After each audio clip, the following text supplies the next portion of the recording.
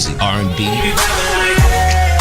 hip hop, pop, I still get you. reggae, EDM, indie, old school, Side. Check it. and sports talk. Right here. WorldStarHitRadio.com. Welcome to Connecting Atlanta Radio, hosted on the #1 hottest and fastest growing internet radio station, WorldStarHitRadio.com.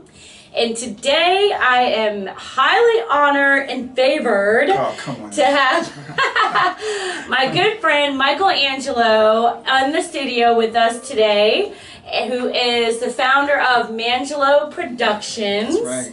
And he's actually been able to have an opportunity to be a casting director, right? And a couple of his last films, and helping him select and narrow down individuals to have in his film. And so welcome, and tell us a little bit about some of your other films and then your upcoming project. All right. Well, first of all, it's always a pleasure to be here with you. You're like one of my favorite people in ATL because you always come out and you always support. So I want to say thank you for that, definitely. But my last film, I'll just go back to the last one. It was called Imprisoned by Love. Starred Reese Odom and Marvin Baldwin and Rael Charles, Leah Monet, Jalen Simone. A lot of good other people who play supporting roles. But that was the biggest film that I had so far, as winning three film festivals and getting a lot of accolades and awards and a distribution deal. So that really solidified it for me. I was like, somebody really liked what I'm doing, and the talent was great. I think Reese Odom has gone on to do a lot of great things. I think you helped cast her. Yeah. Oh yeah. Yeah. I didn't know her then, but she's a phenomenal actress, and people like Leah, child actor, and Jalen Simone, who have gone on to do some great things. And Marvin Baldwin is always doing great things in Atlanta. So I was proud to have worked with them. I hope to work with them again as well. But as far as the new film, which I'm really excited about, it's called Faces of Deceit. It's a very good movie. It took me a while to get back into the groove of writing because I was out for about 1.5 years. My mother was very ill, so I took that time off to just help her get back to where she needed to get back to. So now I'm back full-fledged, going in hard, strong. This new movie is going to be off the chain. Yeah, I was reading when we were doing the casting on that and reading some of the lines and everything. I was like, wow, this is really good. Yeah, this is really good. It's a surprise twist, man. So hope the Do you want to give like a synopsis or a movie trailer type of explanation or something of what the film's about? I can't give out too much because if I do, they'll know the end of the movie. But I will say this. Yeah, we don't want to know the end. Just give us, maybe the beginning or something. Well, I will say this: the movie centers around retrograde amnesia, which is like short-term memory loss. Yes. And the main character in the movie, she suffers from short-term memory loss, and she's really trying to figure out what happened to her in her past. I mean, she's ardently trying, but she can only go back so far. Right. And with short-term memory loss, some people, they never recover certain facets of their memory, and some people they regain the full memory. But in her case, she will regain it at the very end of the movie, and it's interesting. Yeah, what she discovers is something that's going to change her life. Wow. Wow, I'm getting chills just from that. So I'll put my foot in this one, buddy. Yeah. And so how long have you been in the film industry? Well, I started off acting first right here in Atlanta, maybe like 10 years ago, but then I started my company. It's been 8 years ago since I started my company. And I went to LA. My agency flew me out to LA to do some acting, but then I stayed back to do this writer's workshop, and it was like a prize will be given for first, second, and third place. And I just wanted to enter it because I always wanted to write. And so when I wrote that script, it was called Words to Kill, and it starred like Dawn Halfpenny, Doris Morgado, and a lot of people, and it was a very diverse cast. And it was really diverse. Yes, yeah. I put every ethnic group in that movie, man. But when I wrote it, I didn't think I was going to win anything. I was just writing it.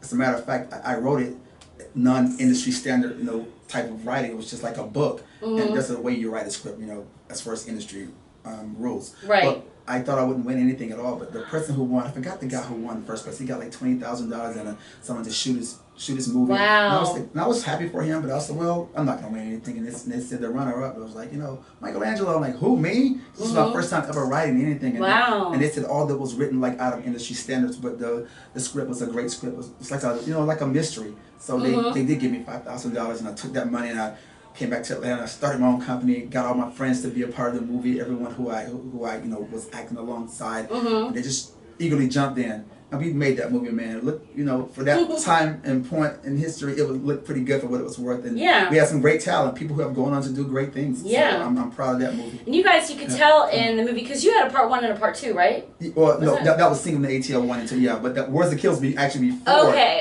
I think you probably knew about the Single in the ATL 1 first, but it was actually Words That Kill before. But there was a lot of similar actors and stuff like that. Yeah, I used some of the same people, yes. But you could tell that you guys had a lot of really good chemistry. Oh, yeah. Yeah, on set and stuff like that. So yeah, that's awesome. That's awesome. So if that's, I mean, I can tell that you've had things put in your life that has solidified the direction that you're supposed to go in, and you're very passionate about what you do and serious, and even though it's not, you have a smaller studio here, but your standards are up here. Yeah, very high. So speaking of that, you know, you have a lot of people, and we found some interesting individuals, and like I know people even with their kids, they thought just because it's their kids they could get away with not having everything they needed to have and all that stuff.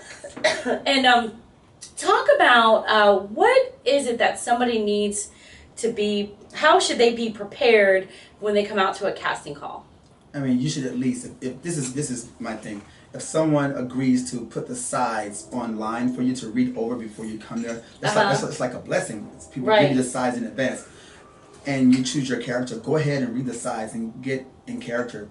You know, then don't come to the audition trying to audition for a role that says we need a white woman, you know, a certain age, a certain size. And there are sometimes when people can change casting directors' minds, but at this level, if someone's going to say that a character should be a certain way, don't audition for someone you know that you don't have the right age range and you don't have the right look. Right. I'm gonna look very. Be like 40 going for a preteen. Yeah, if it's we actually had a girl who was like, she was like 30 trying to audition for this 16-year-old girl. Really? I said, you know, she was older than 20. She says, well, you know, I can play young. I said, but sweetheart, this is not like a game. This is serious. Right. I said, you can probably audition for someone else, but you're gonna get one chance. I'm not gonna let you go pick and choose and come back every 5 seconds. So choose who is going to, you know, who's going to be the best character for you. Right. And she still chose to read for the 16-year-old. And I said, okay, all right. And I had a girl who chose to read for the Spanish character. I said, you must be able to speak Spanish. Right. And she got up there, she did it. I was like, but you have to be able to speak Spanish, and you can't. I remember that. You know, I remember seeing the one lady, and I was like, well, she looks a little old for that 16-year-old role, and I was like, okay, you know. And you can only, I'm not going to waste an absorbent amount of time telling someone, you know, what they should do that's best for them, because you choose what you think is best for you. I'm going to tell you if you're going to fit this movie or not. So I think then some people come into the audition. There was this one great guy. Remember the last guy? He was, a black guy who starts skinny, a nice looking guy, good shape, perfect for a role. And he lost his headshot. And I tried to find him. Yeah. I tried to dig through the paperwork, but after the first 10 minutes, I was like, screw that. So, and I wanted him to play the brother of the main character, but I couldn't find his paperwork. So that's a lesson to people. You have to, you know, you have to come with a headshot. And some people may not have a resume. It's okay because you may not have any history, but at least have a picture with your name on it and a phone number, so we can and an email so we can contact. Because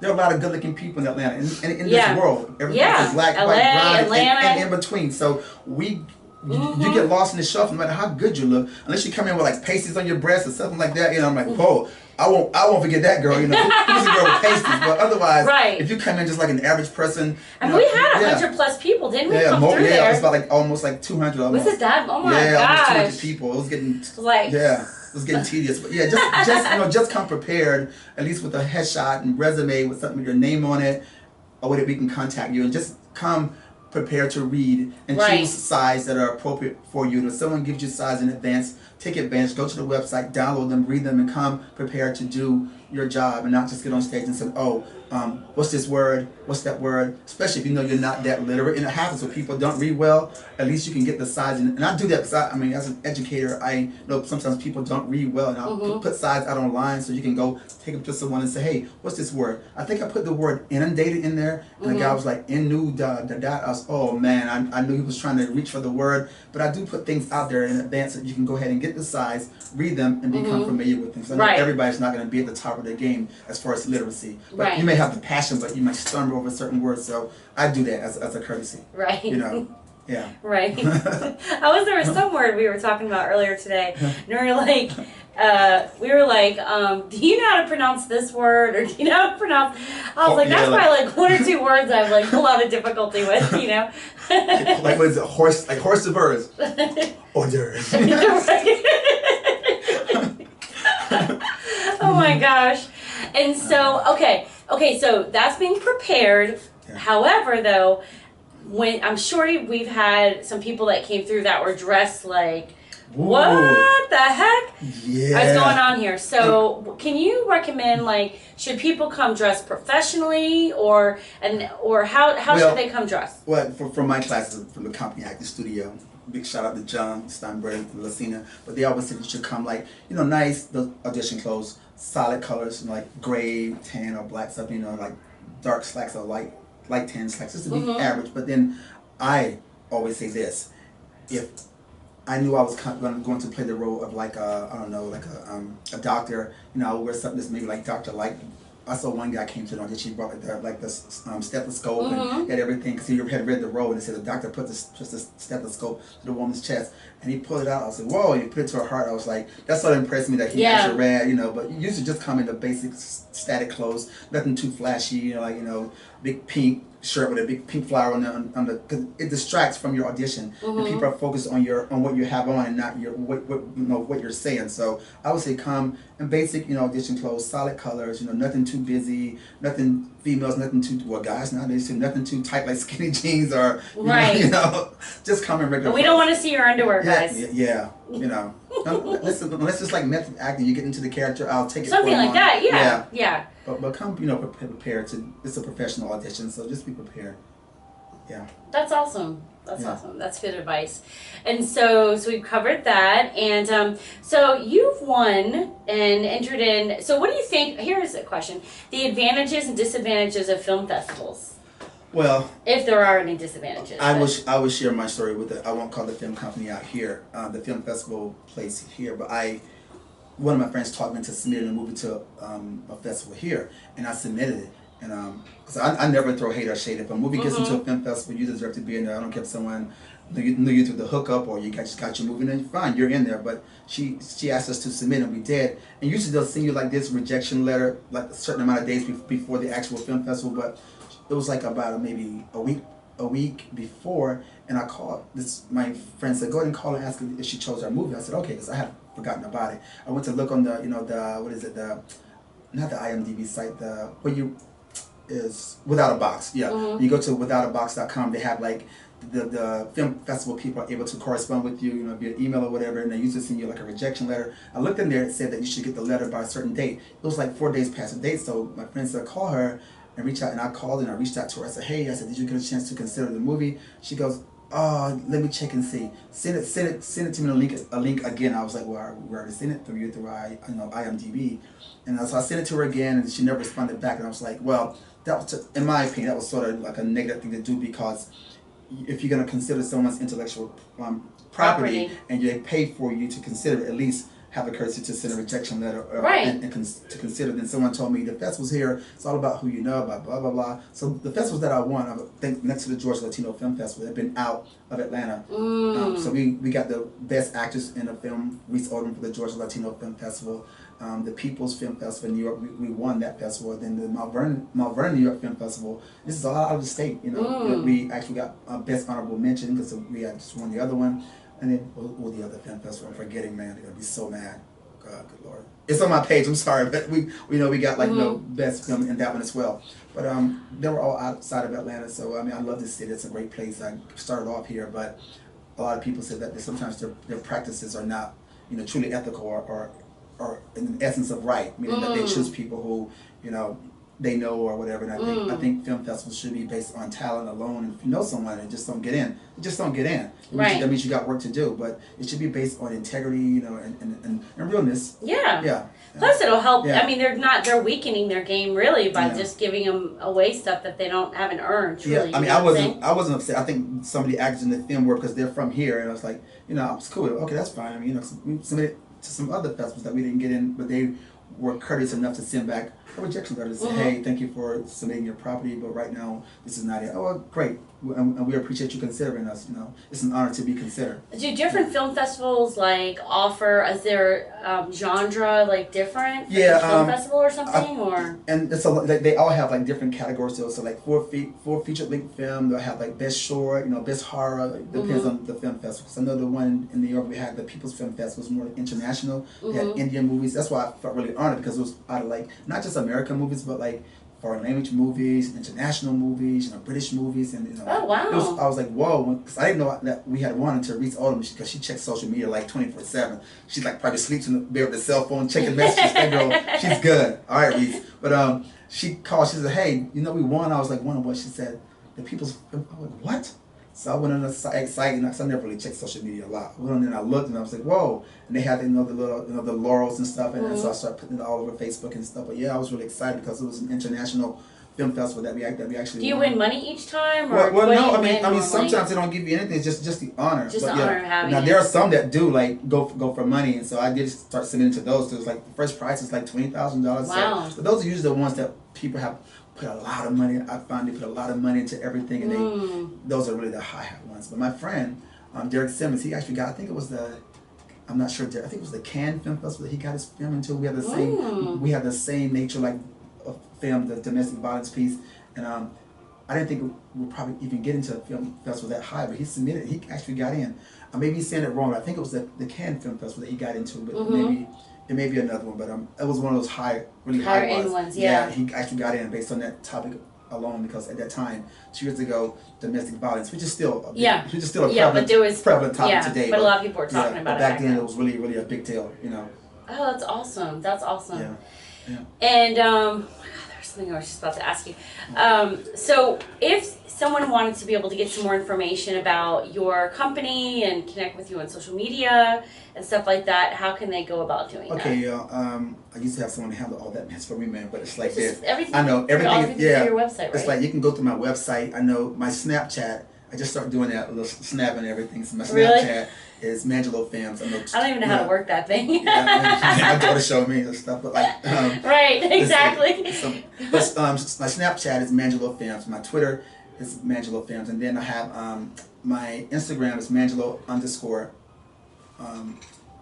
films. Then I have my Facebook, of course. You can reach me just through Michael Angelo or Mangelo Productions Network on Facebook. It will link you to both of my pages. Okay, but your website should have a lot of that. It's Mangelo Productions Network.com. Mangelo Productions Network.com. And it'll have those links. It'll have all the links, so that's where they should go. Except Snapchat, website. So I'm loading that up probably next week. So I've been filming. I've been filming this whole time I've been here. It's been like long hours, and I've just been so tired. My places are wrecked. I've been having like all the cameras and stuff lying around everywhere, and just clothes from the set, and just so once I get past this last shoot, this next shoot, which is August the 14th. Hopefully you'll come out. It's a really good scene. Oh, for sure. I'll be there. It's a really good emotional scene, man. This scene's gonna make you cry. These kids, I've been rehearsing with these kids for a very long time to teach them how to, They said they wanted to cry. So okay, well, let's go to that journey. I'm gonna teach you how to cry. So I gave them the background to the scene, and so because the lady who gets killed, Megan Kelly, she was a school teacher who chose to use kids from her, fictitious kids, characters from her school to come in and say nice things about the teacher to memorialize her. So, and then the kids get up a little bit emotional, and then the mother at the end, she gets emotional and she says a few words because it's based off what's going on in Chicago, which is like everywhere with the gun violence situation, and because the mother gets gunned down, and so we're trying to go, take a Black Lives Matter issue, but just not Black Lives, but all lives. Yeah. So in that scene, the mama's gonna say Black Lives Matter, but yes, what's important is that all lives matter. Right. And all lives do matter. Yeah. That's awesome. That's really exciting. I mean, I'm really excited about. You gotta see that scene. Yeah, I'm definitely coming out on Sunday. Between that and the film festival that I'm going to be at, it's just a jam-packed weekend that I have coming up. So, but it's fine because I kind of slacked off this past weekend a little bit. I wish I could say that, man. My friend came into town. I had no choice. I had to entertain. So, but that's exciting. God, I was like, there was something I really wanted to ask you, but I just cannot remember what the heck it is. So no. So you're here in between Atlanta and LA, right? And so, are you in LA more often, or I guess it just depends what you have going on? I'm here now. Like, we're doing this for the next 6 months. I'm here. 6 months. Yeah. Okay. Okay. And for everybody, this is what Michael Angelo does full time. He does not have like a part-time gig or other job or anything like that happens. This is his bread and butter. Yeah. So. Well, I do have like part-time things, so like fillers in between, but like most like contracting things. But yeah. Right. But this is it. This is my this is it. Yeah. This is it, man. So that's exciting. And so, I mean, if you want to check out any of his previous films, you still have some of the trailers and stuff. Yeah, they're all on your website. You can see the growth from the first film up until like now, which is cool. Yeah, because your first film wasn't shot in HD. Yeah, no one's was back then. It was all it was all standard. Yeah, it was all standard back then. It was standard, but you could really see the difference. Yeah. And it was just interesting because like there was a transition between when you had shot the film and then when you had released the last one. Everything. Not the last one. Everything last high before. Right, it went high def and now everything is like 4K. We're shooting in 4K now, so that's awesome. It's super crispy clear. Like if you have one hair on your nose, it's like they're gonna see right there. That's like the worst. Yeah. That's when you need really good makeup. Yeah, good makeup artists to cover everything. Like Miss Deal and good hair people like Candace, hooking people up, man. Yeah, they're gonna be there for the shoot that we're having August the 14th. Oh, this coming Sunday. Yeah, they're gonna be like doing hair and makeup and touching people up, man. So. If someone wanted to be an extra, do you have any openings for extras at all in your film, or are you guys we're already? Always looking for extra people. It's hard to get like a lot of extras because you have to just sit there and not really do, but just like just be in the moment. So it's hard to keep them because you have to commit to those hours. So I'm always looking for extras. If you want to be an extra, just go to the website, Mangelo Productions Network.com, and you can send us like an email or go to my assistant. She'll check it. She'll like send you like dates that we're shooting, and if you want to be an extra, she'll like send you the information as to how to get to the location And where to go and all that stuff. I'm always down for an extra.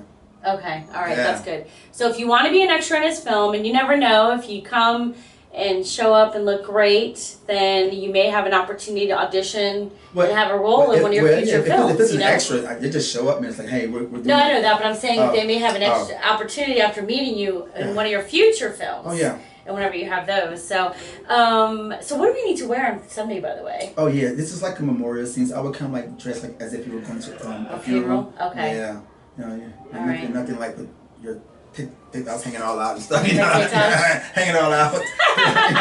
This is a nice, classy affair. It's a classy affair. Yeah, classy. Somebody died. She was a nice lady. So yeah, that's right. Her name is Teresa Britton. She's a great actress, man. Oh, wow. Teresa Britton. She is, man. Reese Odom turned me on to her. She says, this girl, she's really good. She can play the role of the wife. And so when because we had one, but something came up where she had to do like some other stuff in a photo shoot that she couldn't get out of or whatever. So we cast Teresa. She came right in.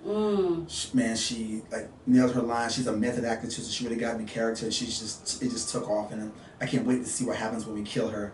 I mean, I know that sounds crazy, but because she has to be shot and die, I just can't wait to see what she does, man. Oh, because she's such a great method actress. Yeah, she is, and she's ready to do it. She's like, yeah, I'm ready to take this bullet. She's good. She's good, man. So, out of all your films, like what, when you first got started in all this, and like your films that you've created, is there any one of them that's probably either your favorite? Yeah, this one is like my favorite film. Is the very first one that I ever did. Where's to Kill? Because that's the first time I was able to like put my friends in a movie. I could just do something for my friends who were really starting out, and I'm so honored to see those people who were in Words to Kill who have gone off to do some great things, man. I'm like, when I see them on TV, I'm like, oh, I should work with her, man. I give them big props because they stayed in this game. This is a very tough game to be in. It's very unforgiving. If you gain 5 pounds, or if when you get older, people start like you lose that castability to be cast in certain things. But it is a very welcoming industry on one side and very unforgiving on the other side. Because when you're in, you get one role, you get another role, but then something happens, you go to the lab, and you're out. And and I feel sorry for a lot of women because they put a lot of sanctions on how women should look. And I saw this piece last night on, I think it was Extra, that we're talking about. It was I think Kathy, the comedian, her name is Kathy something. She was talking about getting older in Hollywood and not the redheaded chick. Yeah, the comedian. Yeah. She was saying like she went to audition for many good roles and said, "You're great, but you're playing with a man who's 60. He wants to be opposite of a 40-year-old." But she's like, "He's 60." And I'm like, "I'm still younger, but We need a younger version of you. Right. You know, it can be your age, but look younger. You know, it's terrible. It's just like, you know, she's been turned down for many great roles because, you know, ageism. You know, and she's a great actress, she is, man. too. Really great actress. I mean, she's great, and she's funny. So I was thinking to myself, like, you know, that's why I like to write my own stuff, so I can pretty much cast people who I know are great actors and actresses. Yeah. That was one of the things I was going to ask you is what made you decide to take that $5,000 and start your own film company when you were, because not everybody that's an actor thinks about actually just doing their own thing as well. Well, there is, like, I say this all the time, nothing to disrespect that film company, but I did a movie, and I'm not that I wasn't proud of the movie. The movie was great, but the scene that we did, it was like a sex scene, and they said that they were going to do it a certain way. And this is being young and dumb and stupid, you know. But thank God the movie never got any credits and never seen anywhere, so I'm good. But it's like, I don't mind doing a sex scene. If it's for the character to do a sex scene, I will do what I have to do to make the movie authentic and real. I'm not gonna do like porn scene, but you know, you cancel that. But like if it's a true to the craft sex scene, I'll do it. You know, I'll take one for the team like this. It's a part of my craft. But the way that they shot this, he was like, oh, we're gonna show this angle and that angle, and then when I did it, it was just like, and I signed a waiver that said, we did the paperwork that said he wouldn't show it at a certain place, but he said, well, I never said that I wouldn't show. He said, I said I wouldn't show it I wouldn't show it on the DVD, but I never said I wouldn't show it at a premiere. And I was like, what? He was just showing it premiere after premiere after premiere after premiere. I'm like, whoa, it was just not a good look. You know, nothing, just too bad, but it's what we discussed. Right. And after doing that, I was just like, you know what? And I think my mom, well, not my aunt saw it. She was like, well, that's just not a good. She said, it's a good movie, but I think you should do something different. You should start writing your own stuff. And she put that seed in my head, and I went to LA to do this little actors thing, you know, workshop, look for an agent or whatever. And I saw this writers workshop. I said, I want to try to write my own stuff. And I think that was the catalyst that made me decide. That pushed it. Yeah, that's, you know what? Because if I don't start making roles for myself, I'm going to wind up taking roles that I may not necessarily like. Right. And I just found that there were some great roles that came along the way, but I think that just sort of made me solidify myself. Like, okay, I'm going to be a writer first. I can write my own roles. I want to do comedy, I'll do comedy. I want to do drama, I'll do drama. You control your fate. Yes, you know. Yeah. You know. So you've been able to do both. So yeah. And Words to Kill is a great movie. It is. I hope you do look a at remake. it now, man. I hope you do a remake of that at some point. Even have some of the same characters and everyone in there, but shot in 4K. Yeah, this time would be great, man. Would be awesome. No So doubt. maybe that'll be like your 10-year reunion film or something like that. Wouldn't that be nice? So, yeah. So, well, I want to thank you for coming on the show welcome. today. Always a God, this pleasure. 30 minutes went really fast. Always a pleasure. And everyone, thank you so much for listening Thank you, everyone, for listening, and I appreciate it. to worldstarhitradio.com and, Connecting Atlanta Radio, hosted on the #1 fastest growing Atlanta radio station, worldstarhitradio.com.